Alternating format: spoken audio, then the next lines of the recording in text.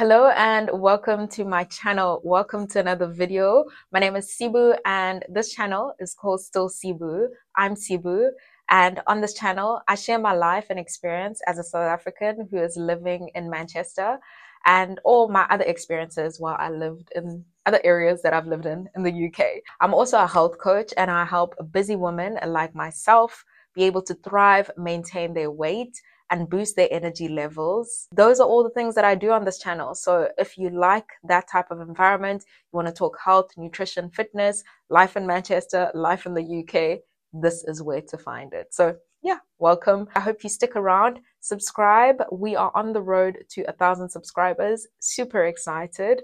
So yeah, stick around in the family. So in today's video, I am going to be addressing the three things that I think held me back in my corporate life in the UK. So let me provide some background. I'm an accountant. I studied in South Africa and I qualified as a chartered accountant in South Africa. And in the period that I moved from South Africa to the UK, I was actually newly qualified. So I was at the beginning of my career. Well, I would call it the beginning because I just had the experience that was required for me to be able to get my accreditation. So when I look back and in hindsight, I think I have perspective in terms of the things that I could have done better in order for me to progress a lot quicker in my career. And I'm going to share these with you. And I think a lot of people actually relate to these, especially in the accountant communities that I tend to be around, where people just complain about certain things and we find commonalities in things that we are actually struggling with. The first thing that I think I probably didn't get right was the thing that I've been talking about in my previous videos, is my lack of clarity as to what exactly I was doing. So because I didn't know how long I was going to be in the UK for when I initially came, I just didn't care too much about progressing and the plan that I had for my career. So I didn't really have a plan in mind of like, by this time I'm going to reach this grade, by this time I'm going to reach this grade, and what exactly I was doing. So I kind of just let things happen as they were, looked at life on a very granular level and just kind of dealt with day-to-day challenges and allowed them to consume my life without an end goal. So that is probably the one thing that if you are new to the UK or you've just moved, that is the one thing that you should probably keep in mind, is have a career plan. So even if you're planning on staying here for a couple of years, have a plan of how exactly you want to navigate the corporate environment in order to get what you want out of it. Now, not everyone is going to want to progress. And some people are quite comfortable with just doing their 9 to 5 and getting their salary at the end of the month. But if you are someone who actually wants to grow in their career, to find new opportunities, I think it is a very good idea to sit down and actually plan for yourself what it is that you want to achieve. That is what I would have done differently if I had the opportunity to go back, is to just plan a bit more, be more aggressive in my career goals, and strive to achieve more than I think I'm like limited to, so to say. The second thing is not understanding the corporate culture. So the corporate culture in South Africa is a bit similar to here in the UK, and I'd say in Manchester. Yeah, Manchester, it's quite similar because like people are nice in the north, but I think in terms of corporate culture, the things that stick out to me when I think about the key differences are the level of politeness that British culture entails. So in an office environment in South Africa, I think that, or at least based on my experience, people are quite direct in communicating their expectations. The lack of you not meeting their expectations. So when you actually fall short of what you were expected to do, people would actually explicitly tell you and just say you are doing a rubbish job. And yeah, there was just like a lot of clarity and not as much politeness or conservativeness in expressing how you feel about another person in terms of their job. And I think that directness does not necessarily exist in the British corporate culture. So people tend to be very polite in saying things and try to structure them very nicely and put them in a soft manner, which I think it's a culture that you have to adapt to.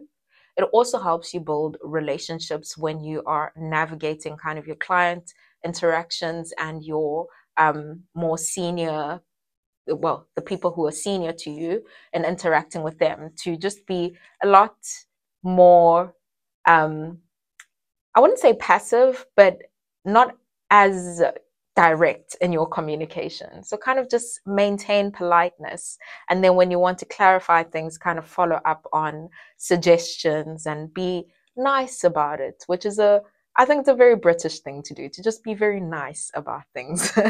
So I think I have adapted to that culture, but when I first started work, I was quite like just very black and white and direct in my way of communication, which I think is something that will be very helpful if you're trying to kind of assimilate in the corporate environment. Just learn the ways of doing things. The other thing is that people take work-life balance seriously, but they also take work seriously. So you're allowed a certain level of flexibility depending on the job that you're doing.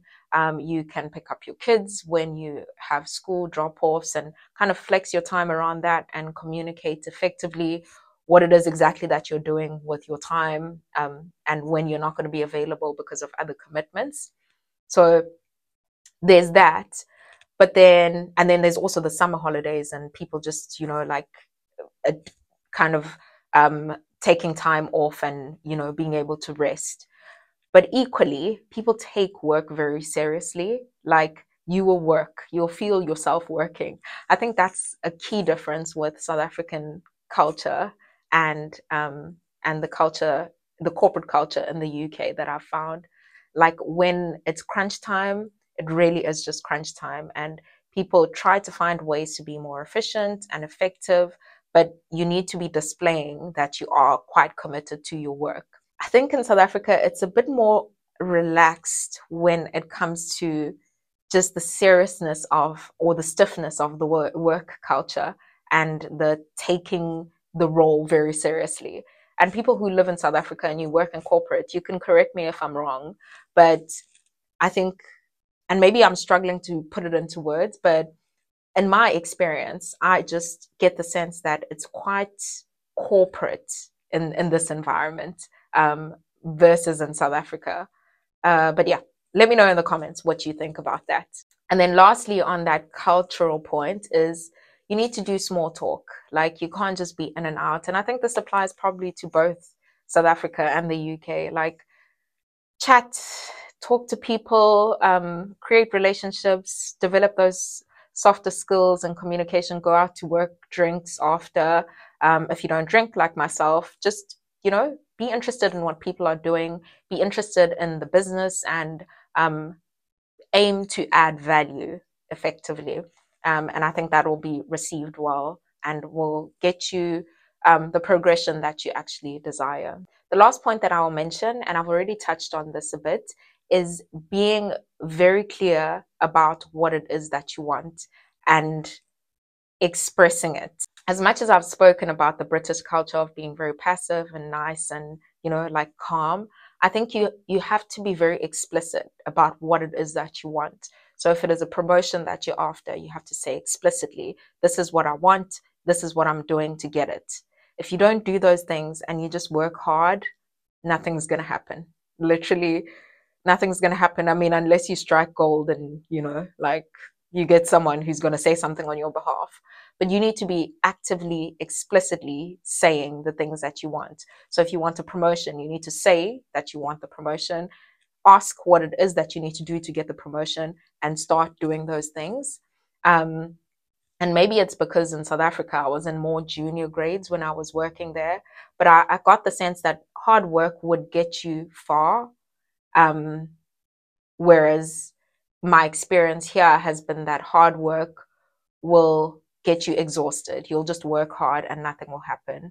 You need to be aggressive and very clear in the way that you navigate your career. As much as you can be nice and be gentle about like interacting with people, but when it comes to being confident about the value that you provide to the organization that you work in, you have to start demonstrating that and speaking loudly about what it is that you actually offer to the business. Otherwise, your hard work is not going to materialize into progressing. And I honestly do wish that I'd started doing that earlier, because by doing that, effectively, it translates to more opportunities.